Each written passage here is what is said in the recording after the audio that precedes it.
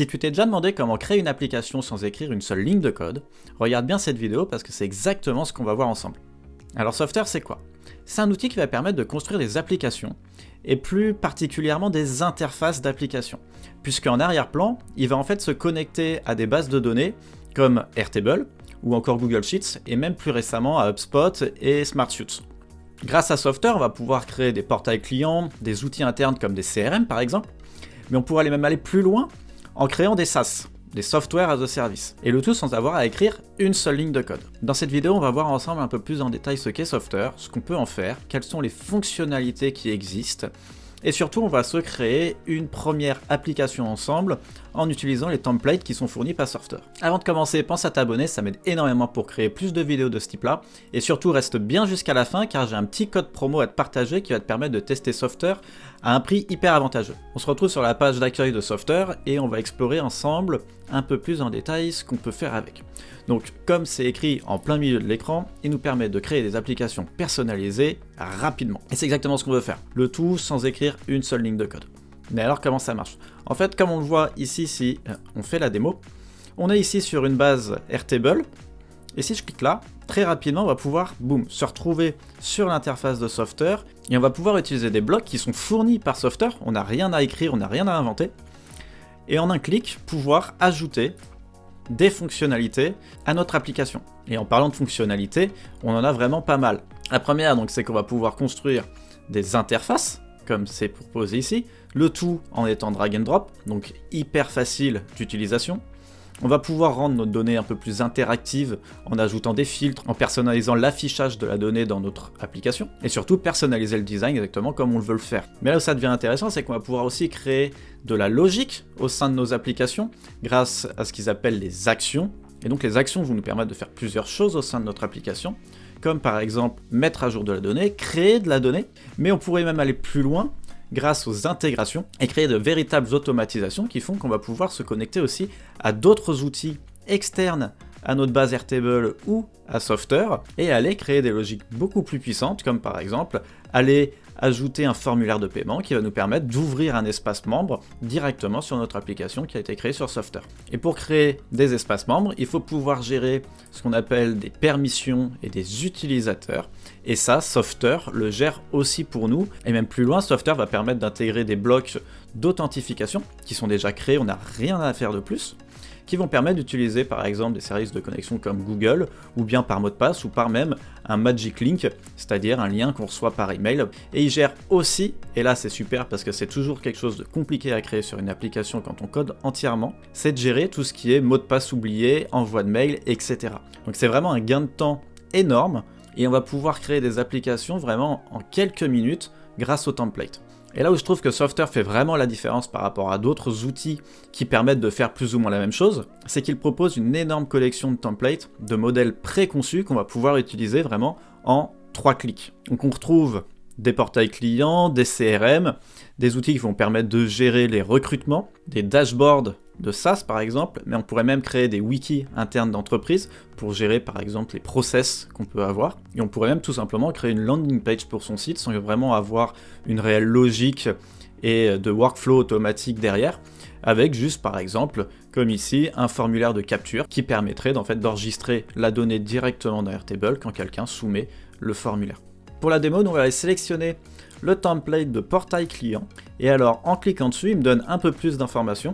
Donc je vais pouvoir gérer différents niveaux d'accès à mon application, que ce soit des clients ou alors des membres de mon équipe, gérer des fonctionnalités de recherche, on va pouvoir créer directement des projets et des tâches au sein de l'application sans avoir à passer par Airtable, et on va avoir surtout la possibilité de créer des vues conditionnelles, c'est-à-dire que selon le fait qu'on soit un client ou un membre d'une équipe, on va pas avoir accès aux mêmes parties dans l'application. Et enfin, on pourrait même intégrer directement des factures sur notre application avec un lien qui se fait avec Stripe pour les régler. Donc on va directement commencer et on va utiliser ce petit bouton pour utiliser le template. Donc on se retrouve maintenant dans l'assistant de création d'application et on va se laisser guider par le template. Et je vais tout simplement cliquer sur Use Template, et là je vais aller sélectionner une source de données.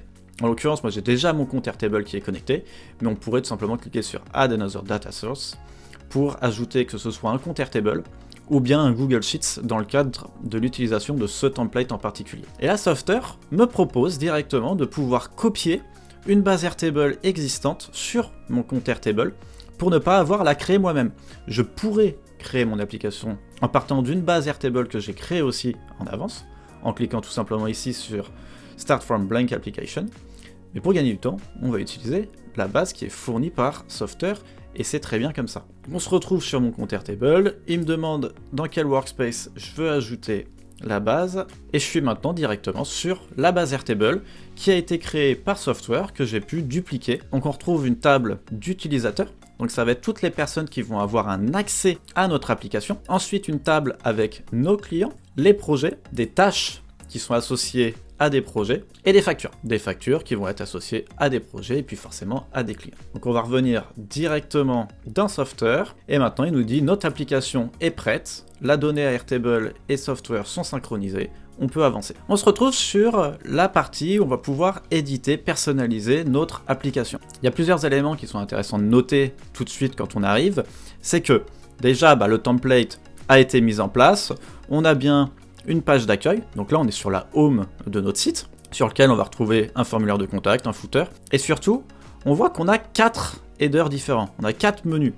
Et si on fait attention, on voit qu'il y en a certains où il y a des petits cadenas, d'autres où on a une planète. Et ça, c'est ce qui va nous permettre de gérer la façon dont on affiche l'application selon le niveau d'accès de l'utilisateur. Par exemple, si je clique sur le premier, que je vais dans Visibility, je vais pouvoir voir que, donc il y a un cadenas pour dire que seulement les gens qui sont connectés peuvent y avoir accès, et c'est seulement ceux qui sont des clients. Et en l'occurrence, ceux-là ne pourront voir que les projets et les factures. A l'inverse, par exemple ici, seulement ceux qui sont considérés comme consultants, donc des membres de l'équipe, pourront voir seulement les projets et donc travailler sur leurs propres projets et rien d'autre. Sur la gauche, on va retrouver les pages qui ont été créées.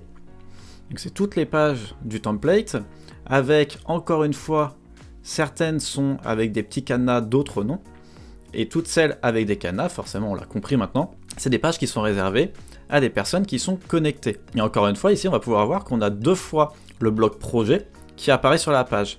Et en fait, c'est tout simplement parce que dans un cas, le premier est seulement accessible aux clients et aux consultants, alors que le second, va être visible seulement aux admins. Et donc ça, c'est vraiment une fonctionnalité qui est essentielle quand on crée une application, pouvoir gérer les différents droits d'accès. On va pouvoir personnaliser un peu le design de notre application assez rapidement. Donc, par exemple, si je veux changer la police des titres, je pourrais, ici dire, finalement, moi je le veux en black, et que ma couleur, finalement, je veux que ce soit ce rouge-là. Si je sauvegarde, directement, on voit que la couleur de mon titre s'est changée ici aussi, et ça s'est adapté partout. Je vais pouvoir retrouver aussi mes utilisateurs, donc en fait c'est toute la liste des utilisateurs qui sont déjà présents dans Airtable. Je vais pouvoir gérer aussi ici les différents groupes d'utilisateurs pour gérer les différentes permissions de visibilité ou non dans mon application.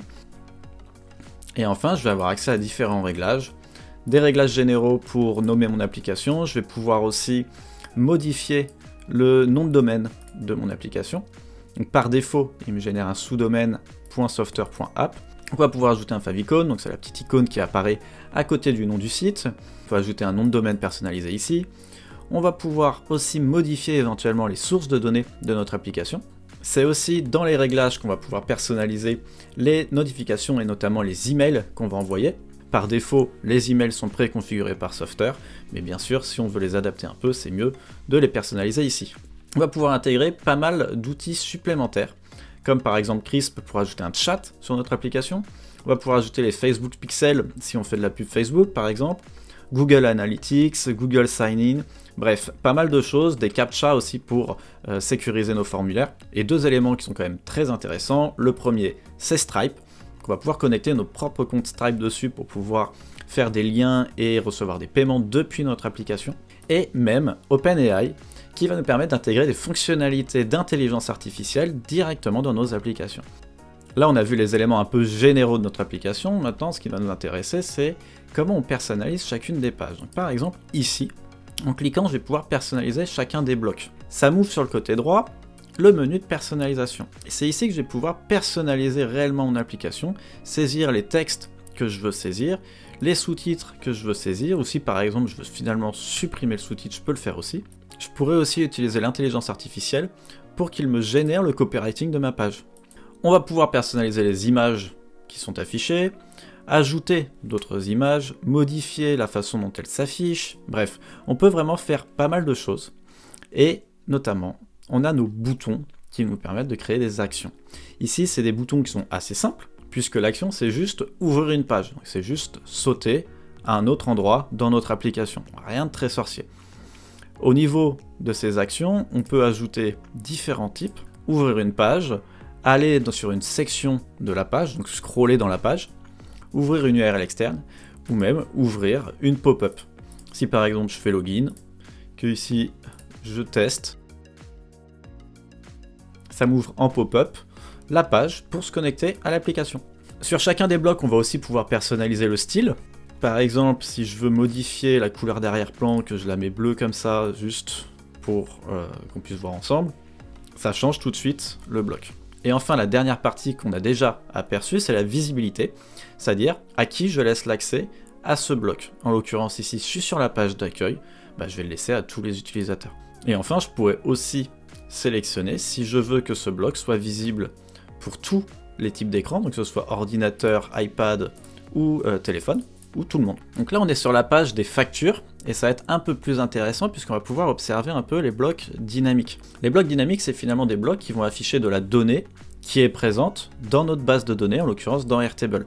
Et c'est là que ça devient intéressant pour une application. Ici, encore une fois, on se retrouve avec un bloc facture, mais qui s'affiche de deux manières différentes. On a mes factures, donc en fait, ici, si je vais dans visibilité, c'est seulement pour les clients. Et si je vais sur celui-ci qui est toutes les factures, si je vais dans visibilité, je me rends compte que c'est seulement pour les admins.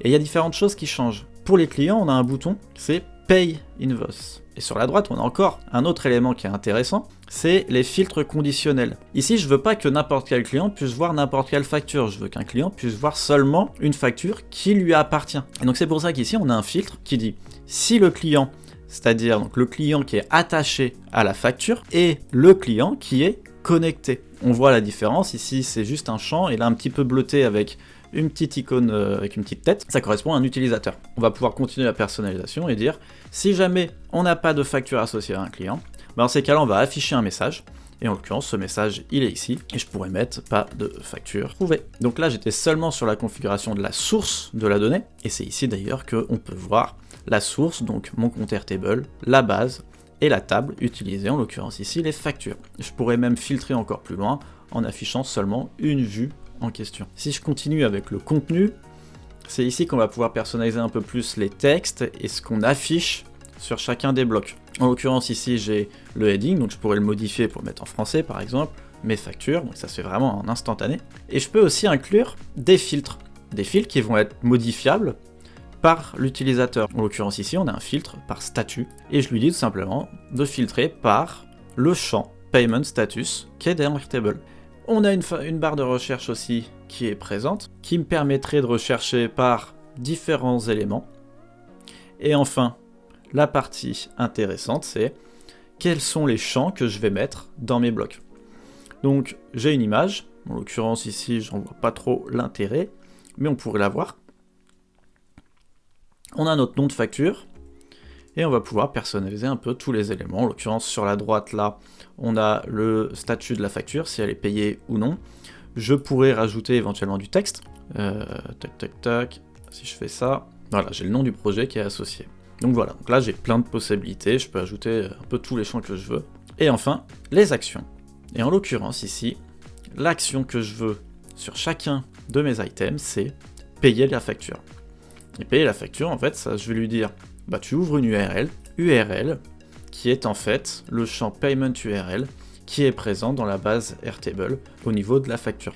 J'ai aussi la possibilité, on est passé dessus un peu vite, d'aller ajouter un bouton qui apparaîtra en haut, et ce bouton va me permettre de faire plusieurs choses. Par exemple, ça pourrait être ouvrir une nouvelle page, descendre dans la page, ouvrir une URL externe, ou par exemple ajouter un bouton qui permet d'ajouter un record. Ça va en fait ouvrir un formulaire sous forme de pop-up, et c'est ici que je vais pouvoir choisir quels sont les éléments que je veux pouvoir fournir dans ce formulaire-là. En l'occurrence, on va pas le faire puisque Encore une fois, on est sur une facture d'un client, donc on ne voit pas pourquoi un client pourrait ajouter lui-même une facture. Par contre, ce type de bouton peut être hyper intéressant quand on est sur un projet, pour qu'un client puisse ajouter un nouveau projet ou une nouvelle tâche, une nouvelle demande qu'il peut avoir.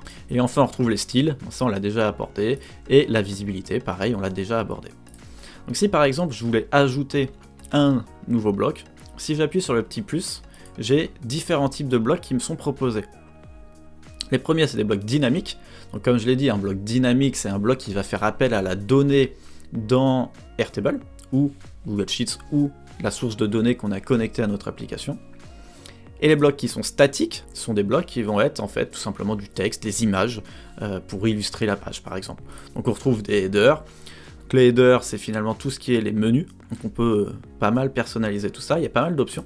Les EO, c'est généralement les hauts de page, et ainsi de suite. Bref, il y a plein de choses, que ce soit des blocs de fonctionnalités, sous forme de grille, avec des call to action, donc des boutons.